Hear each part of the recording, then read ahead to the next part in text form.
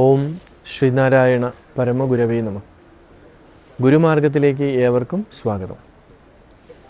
ഈയിടെയായി നമ്മൾ ശ്രദ്ധിക്കുന്ന അല്ലെങ്കിൽ ഒരുപാട് ചർച്ചകൾ നടക്കുന്നത് പഴയ കാര്യങ്ങളെക്കുറിച്ചിട്ടുള്ള, പ്രത്യേകിച്ച് ബ്രാഹ്മണ, ക്ഷത്രിയ, വൈശ്യ, ശൂദ്ര തുടങ്ങിയിട്ടുള്ള വിഷയങ്ങളിൽ ഭയങ്കരമായിട്ടുള്ള ചർച്ചകൾ നടക്കുന്നുണ്ട്.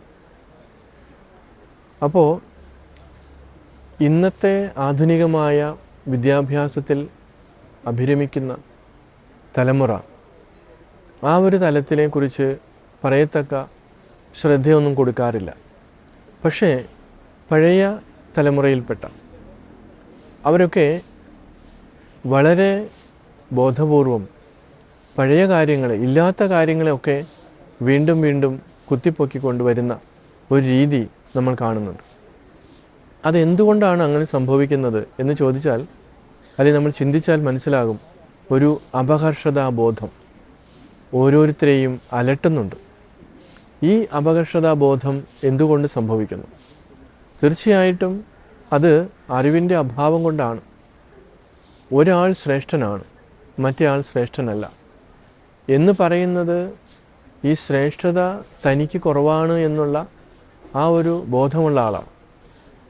അതുകൊണ്ട് തന്നെ അവർ ബ്രാഹ്മണർക്കെതിരാണ്, അല്ലെങ്കിൽ ആ ഒരു സമുദായം, അല്ലെങ്കിൽ അങ്ങനെയുള്ളൊരു കൺസെപ്റ്റ്, ക്ഷത്രിയ, വൈശ്യ, ശൂദ്രർ എന്നീ രീതിയിലുള്ള വിഭാഗീയതകൾ ഉള്ള ഒരു മാനസികാവസ്ഥ ഉള്ള ആളുകളെ നമ്മൾ നോക്കുമ്പോൾ അവരിലാണ് ഇതൊക്കെ കൂടുതൽ കാണുന്നത്.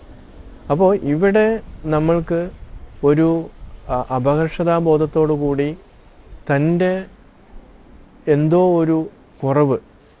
അപ്പോൾ ഗുരുവിൻ്റെ അരുവിപ്പുറം പ്രതിഷ്ഠയിൽ തന്നെ നമ്മൾ ശ്രദ്ധിക്കുമ്പോൾ അറിയാം, ആരുടെയും പുറകിൽ പോയി, ആരുടെയും മുന്നിൽ പോയി കൈ നീട്ടി നിൽക്കേണ്ട, ഓച്ചാനിച്ച് നിൽക്കേണ്ട അവസ്ഥ ആർക്കും ഉണ്ടാകരുത്.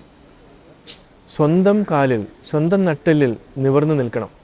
അതെങ്ങനെയാണ്? വിദ്യ കൊണ്ട്, ശുചിത്വം കൊണ്ട് വേണം.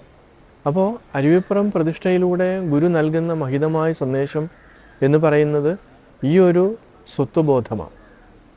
പക്ഷെ ഇന്നും ആ ഒരു ഉയർന്ന തലത്തിലേക്ക് ചിന്തിക്കുവാൻ ഈ പറയുന്ന വ്യക്തികൾക്ക് സാധിക്കുന്നില്ല. ആ ഒരു സങ്കുചിതമായിട്ടുള്ള മനസ്സ്, ബുദ്ധി ഉള്ളതുകൊണ്ടാണ് ഈ ഒരു പ്രശ്നം നിലനിൽക്കുന്നത്. അതുകൊണ്ട് മറ്റുള്ളവർ ശ്രേഷ്ഠരാണ്, അവരെന്തുകൊണ്ട് നമ്മളെ അംഗീകരിക്കുന്നില്ല എന്നുള്ള ഒരു ചിന്ത നമ്മളെ അലട്ടാൻ പാടില്ല. നമ്മൾ അതേപോലെ തന്നെ ശ്രേഷ്ഠരാണ്, അതേപോലെ നമ്മൾ വിദ്യാസമ്പന്നരാണ് എന്നുള്ള ഒരു ബോധത്തിലേക്ക്, അവബോധത്തിലേക്ക് നമ്മൾ ഉണരണം. അതിന് വിദ്യ കൊണ്ട് മാത്രമേ സാധിക്കുകയുള്ളൂ.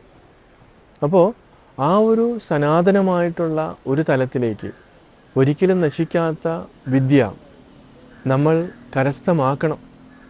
ഗുരുവിൻ്റെ കൃതികളിലൂടെ നമ്മൾ നോക്കുമ്പോൾ അറിയാം, എത്രയോ ശ്രേഷ്ഠമായിട്ടുള്ള കാര്യങ്ങളാണ്, തത്വങ്ങളാണ്.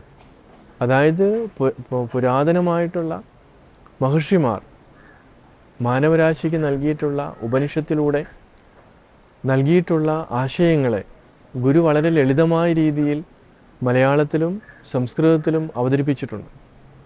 ഇങ്ങനെ ആ ഒരു ലാളിത്യവും അതേപോലെ തന്നെ അതിൻ്റെ ഗഹനതയും ഉൾക്കൊണ്ടുകൊണ്ട് നമ്മൾക്ക് നൽകിയിട്ടുള്ള വിദ്യ ശരിയായ രീതിയിൽ ശ്രവിക്കുകയും അത് മനനം ചെയ്യുകയും അതിനെ നമ്മൾ സ്വാംശീകരിക്കുകയും ചെയ്യണം. ആ സ്വാംശീകരണം നടക്കാത്തത് കൊണ്ട്, അതിൻ്റെ ശ്രവണം ശരിയായ രീതിയിൽ നടക്കാത്തത് കൊണ്ട് തന്നെയാണ് മനനവും നടക്കാതെ വരുന്നത്. ആ മനനത്തിൻ്റെ അഭാവം ഈ വിദ്യ ദഹിക്കാതെ അകത്ത് കിടക്കും. അപ്പോൾ അതിനെ ദഹിപ്പിക്കണം. അങ്ങനെ ദഹിപ്പിക്കുമ്പോഴാണ് നമ്മളിലുള്ള ഈ അപകർഷതാബോധം മാറിക്കിട്ടുന്നത്. നമ്മൾക്ക് കഴിവില്ല, നമ്മളെ മറ്റുള്ളവർ മാറ്റി നിർത്തുന്നു, ഇങ്ങനെയൊക്കെയുള്ള ആ ചിന്തകൾ നമ്മൾക്ക്, അല്ലെങ്കിൽ നമുക്ക് താരതമ്യം, ഒരാൾ ശ്രേഷ്ഠൻ മറ്റേ ആൾ ശ്രേഷ്ഠനല്ലാതിരിക്കുക, ഇങ്ങനെയല്ല. നമ്മൾക്ക് ഒപ്പം സമത്വം, ആ ഒരു തലത്തിലേക്ക് നമ്മൾക്ക് ഉയരാനായിട്ട് സാധിക്കണം. തീർച്ചയായിട്ടും അങ്ങനെ ഒരു ബൗദ്ധികമായിട്ടുള്ള ഒരു ഉയർച്ച സംഭവിക്കാത്തത് കൊണ്ട് തന്നെയാണ് ഈ ഒരു അപകർഷതാബോധം ഓരോരുത്തരിലും കുടികൊള്ളുന്നത്.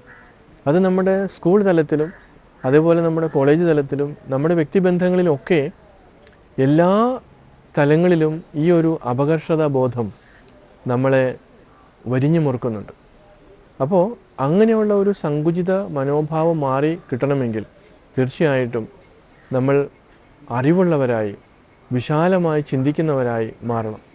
അങ്ങനെ മാറണമെന്നുള്ള ചിന്തയോടുകൂടി തന്നെയാണ് ഗുരു വിദ്യ കൊണ്ട് സ്വതന്ത്രരാകാൻ പറയുകയും അതിനു വേണ്ടുന്ന വിദ്യാലയങ്ങൾ ആരംഭിക്കുകയും ചെയ്തത്.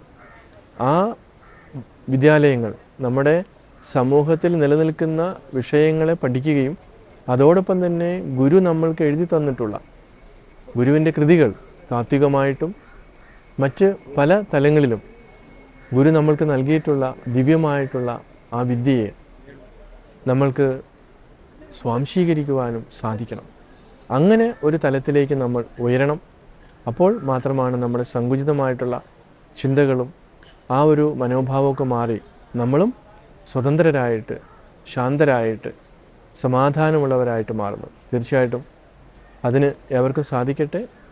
നമസ്കാരം.